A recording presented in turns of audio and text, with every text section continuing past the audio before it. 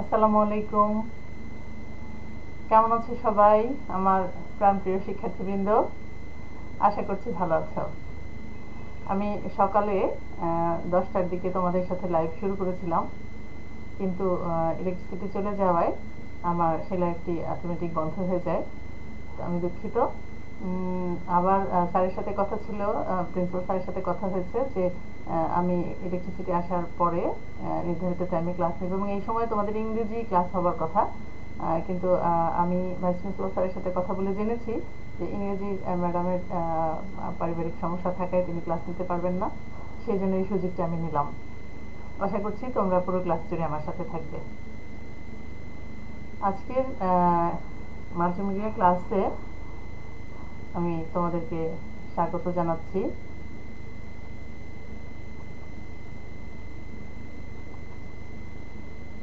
আমার আজকের এই ক্লাসটি আমি শ্রেণীকক্ষে একটু অন্যরকমভাবে নিয়ে থাকি।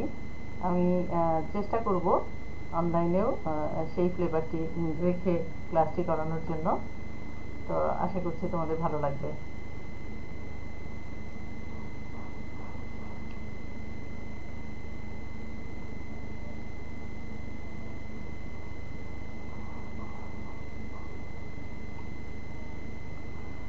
আমি আমার পরিচয় বলছি। আমি মাহমুদা নাসরিন, প্রভাষক, কৃষি শিক্ষা, হাফিজিয়া রহমান ডিগ্রি কলেজ, শ্যামগঞ্জ প্রধান নেত্রকোনা। এবং আজকে আমি একাদশ শ্রেণীর সাথে আছি। তোমরা জানো আমার বিষয় হচ্ছে কৃষি শিক্ষা। আমরা দ্বিতীয় অধ্যায় থেকে, মানে প্রথম পত্র কৃষি শিক্ষা প্রথম পত্রের দ্বিতীয় অধ্যায় থেকে ভূমি সম্পৃক্ত কৃষি প্রযুক্তি নিয়ে আলোচনা করবো। এবং আমার আজকের লেকচার কিন্তু আসলে লেকচার নাম্বার 2। আমরা আগে 1 নাম্বার লেকচারে এই ভূমি সম্পৃক্ত কৃষি প্রযুক্তি অধ্যায় থেকে মাটির অম্লত্ব নিয়ে কথা বলেছি। আজকে আমি দেখি তোমাদের সাথে একটু কথা বলার চেষ্টা করি।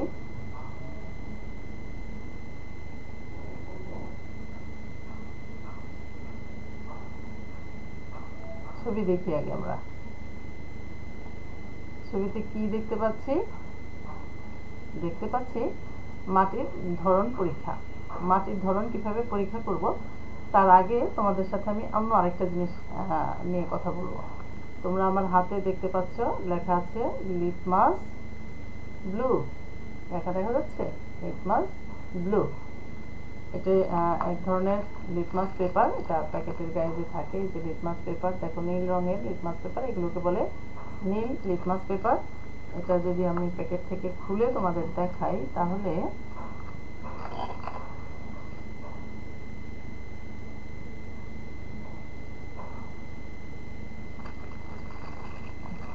অপেক্ষা করো।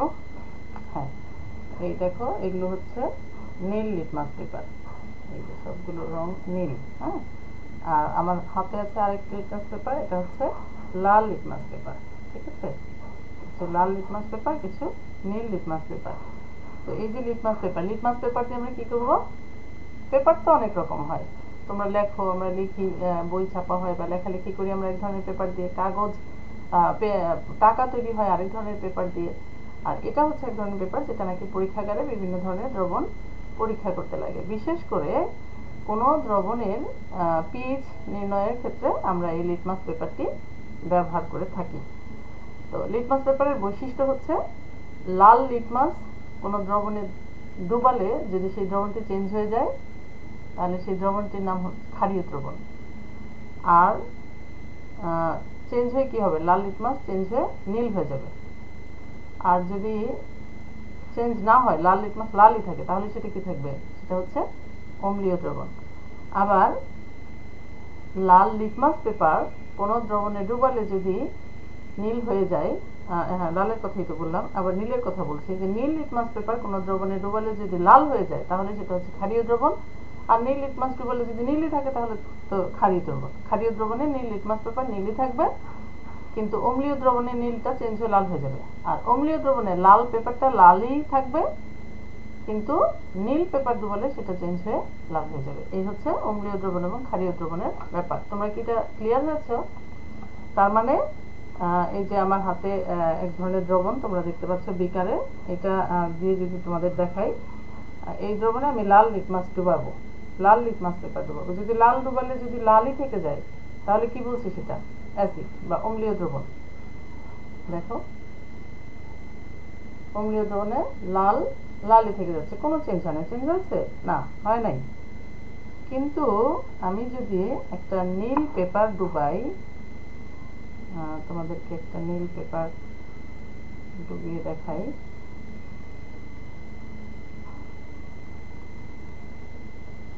এই হচ্ছে একটা নীল পেপার। নীল পেপারটা যদি ডুবাই তোমরা দেখো চেঞ্জটা দেখো, এই কালার চেঞ্জ হয়েছে, দেখেছ? নীল লিটমাস পেপারটা ডুবানোর সাথে সাথে কিন্তু চেঞ্জ হয়ে অর্ধেকটা দেখো কালার চেঞ্জ হয়ে গেছে। এটাই হচ্ছে, তার মানে এই দ্রবণটা হচ্ছে অম্লীয় দ্রবণ।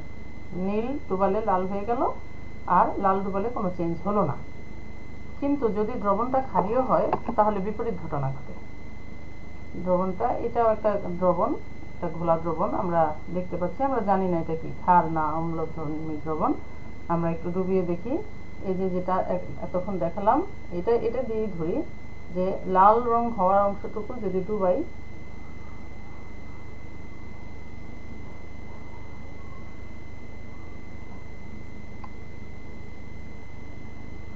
চেঞ্জ হয়ে যাচ্ছে, লাল ডুবালে এই যে নীল হয়ে গেল, দেখো। এবং নীল ডুবালে কোনো পরিবর্তন হলো না। তো এই যে না, নীল ডুবালে সেটা লাল হয়ে গেল এবং নীলটা নীলই থাকলো, কিন্তু লালটা ডুবালে নীল হয়ে গেল। এরকম হলে পরে সেটা হচ্ছে ক্ষারীয় দ্রবণ। আমরা এই পরীক্ষাটি দেখলাম, এটা আমাদের মাটি ধরন পরীক্ষা করার ক্ষেত্রে লাগবে। তাহলে আমরা একটু দেখি আমাদের আজকের আলোচনার বিষয় কি। আমাদের আজকের পাঠ হচ্ছে মাটির অম্লত্ব ও ক্ষারত্ব পরিমাপ।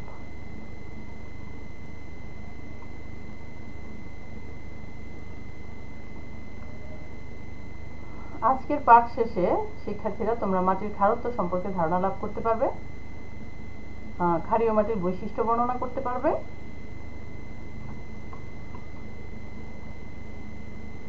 মাটির অম্লত্ব ক্ষারত্ব পরিমাপ পদ্ধতি বর্ণনা করতে পারবে এবং ক্ষারীয় মাটি সংশোধন সম্পর্কে ব্যাখ্যা করতে পারবে।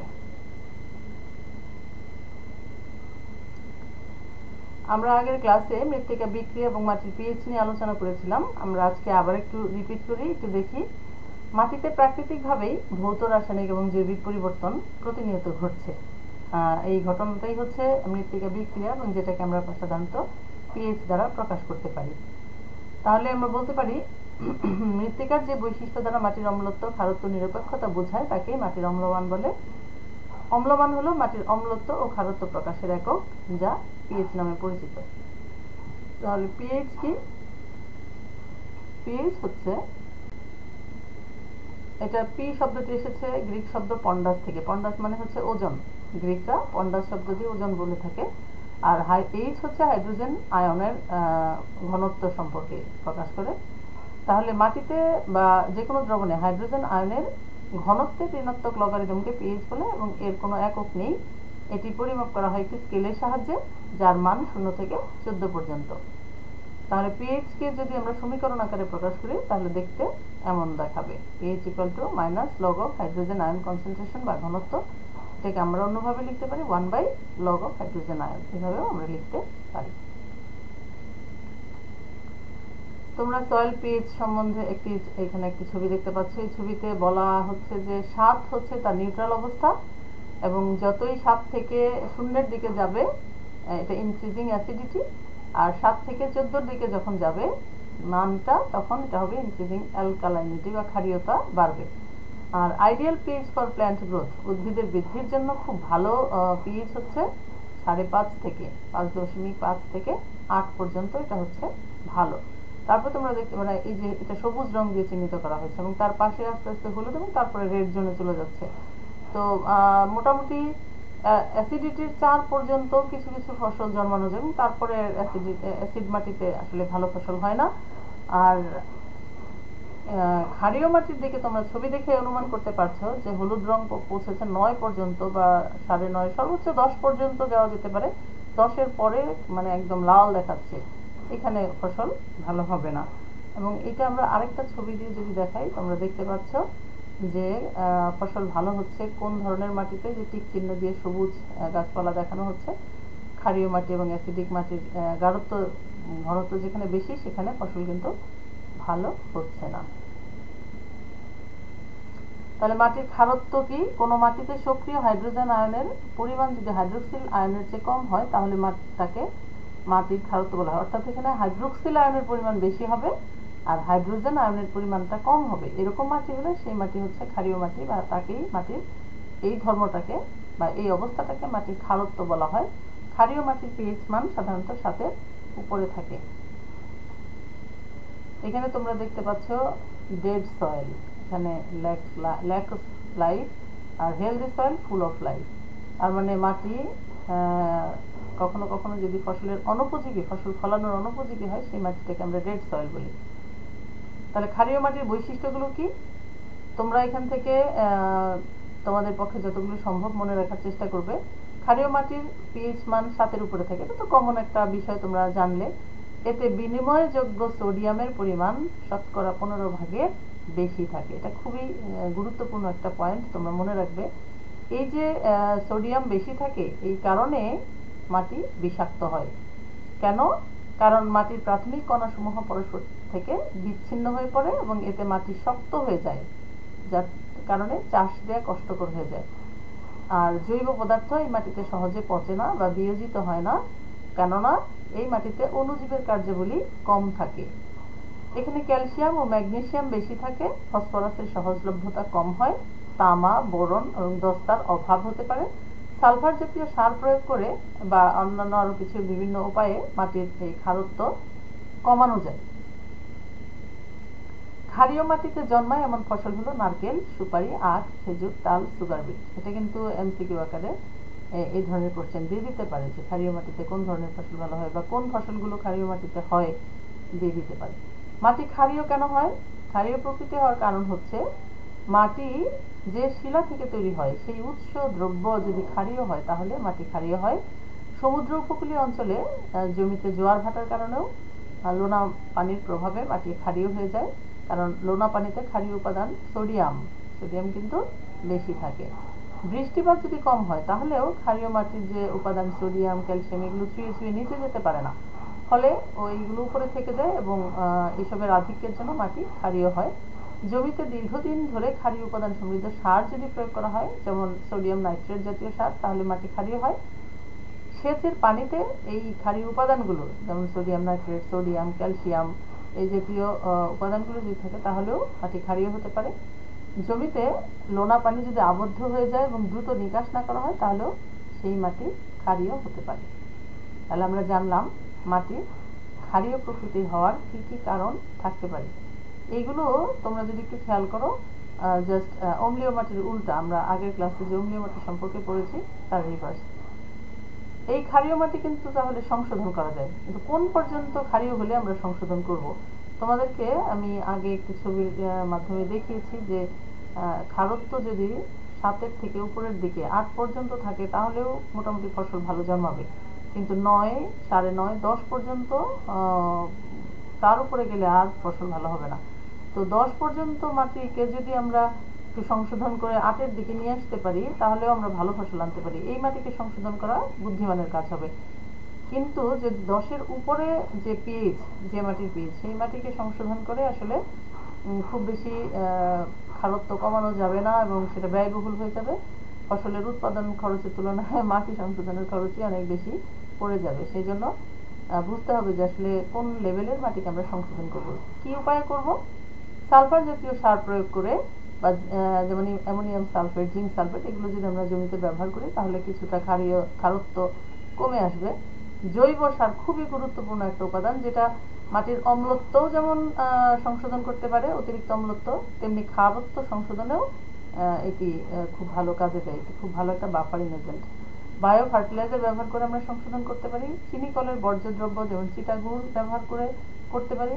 লোনা পানি নিয়ন্ত্রণ করে যাতে জমিতে বেশি প্রবেশ করতে না পারে বা অবস্থান বেশি করতে না পারে তাকে নিষ্কাশনের ব্যবস্থা করে আমরা করতে পারি। সেচের পানিতে আমরা অম্লীয় সার মিশিয়ে দিতে পারি। আবদ্ধ লোনা পানি দ্রুত নিষ্কাশন করে আমরা ক্ষারীয় মাটি সংশোধন করতে পারি।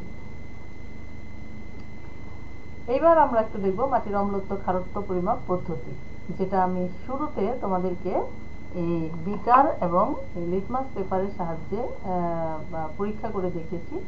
এইটারই একটা পার্ট। আমরা দেখি 4টি উপায়ে মাটির অম্লত্ব ও খারত্ব পরিমাপ করা যায়। এই যে যেটা তোমাদের দেখালাম লিটমাস পেপারের সাহায্যে, আরও আছে পিএইচ মিটারের সাহায্যে করতে পারি, মৃত্তিকা পরীক্ষা কিটের সাহায্যে করতে পারি, রং চার্টের সাহায্যে করতে পারি। আমরা একটু ছবি দেখি। দেখো আমি তোমাদেরকে যে বিকার এবং লিটমাস পেপার দেখেছি, যে লিটমাস পেপারের লাল এবং নীল অংশের যে পরিবর্তন ছবিতে দেখতে পাচ্ছ তোমরা, এভাবে আমরা পরীক্ষা করতে পারি।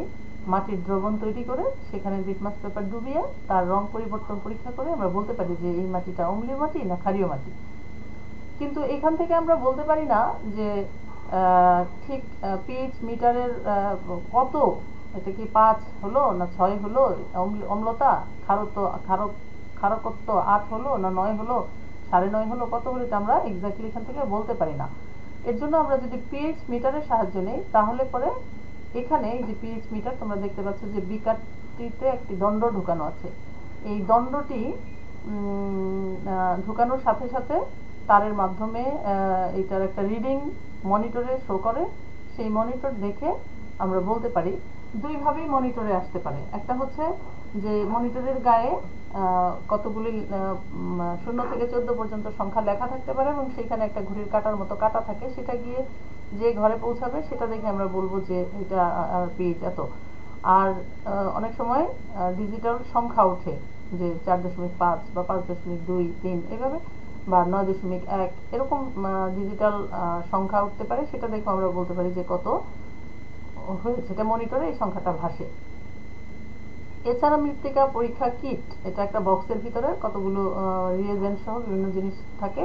এগুলো মাটিতে ফোটায় ফোটায় দিয়ে তারপরে মাটির রং পরিবর্তন দেখে আমরা মাটির অম্লত্ব খারত্ব সম্বন্ধে ধারণা লাভ করতে পারি। আরেকটা আছে একটা রঙের চার্ট, রং চার্ট। এই যে মাটির রং এই চার্টের সাথে মিলিয়ে আমরা দেখি যে মাটির রং কি, সেটা দেখে আমরা বলতে পারি যে কোন মাটি কি ধরনের।